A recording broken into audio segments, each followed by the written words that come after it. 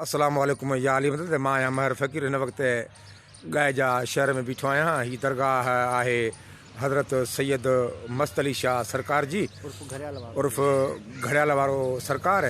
सो उन मुतलक़ मुख़्तसर मालूमात तव्हांखे ॾींदो हिन ॻोठ जो रवासी अनवर अली अबड़ो। हा साईं, अवां कुझु फरमायो, ॿुधायो। सर ही घड़ियाल वारे पीर जे नाले सां मशहूरु आहे। साईं वटि जेको बि आस उमेद खणी ईंदो आहे त माना हिन जी आस उमेद इहा ई आहे, घड़ियाल हणंदो आहे।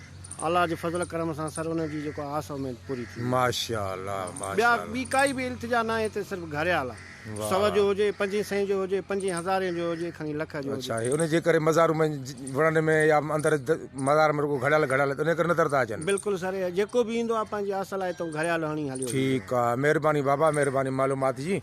सो हीअ ॾिसो, हीअ अलम पाक आहे पोयां। हीअ मज़ार जो थोरो हिते दीदार करे छॾियो। ओ हीअ ॾिसो, हीअ घड़ियाल लॻल आहिनि अंदरि घड़ियाल तव्हांखे नज़र ईंदा। हीअ ॾिसो, हीअ मज़ार साईं जी, माशाअल्लाह।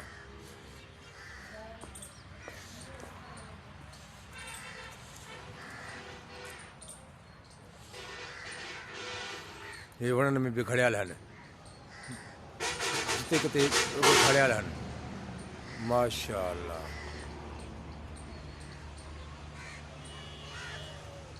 ठीकु आहे, ज़बरदस्त। सो अलाह ख़ैर कंदो, मोकिलाईंदा आहे असांखे। अॻिते वरी शहीद बेड़े जे मतार ते वञिणो आहे, उन खां पोइ मूने ते वेंदासीं। सो मोकिलाइण आहे। अस्सलाम वालेकुम, महर फ़क़ीर, गाह जा ज़िलो शिकारपुर सिंध। ख़ुदा हाफ़िज़।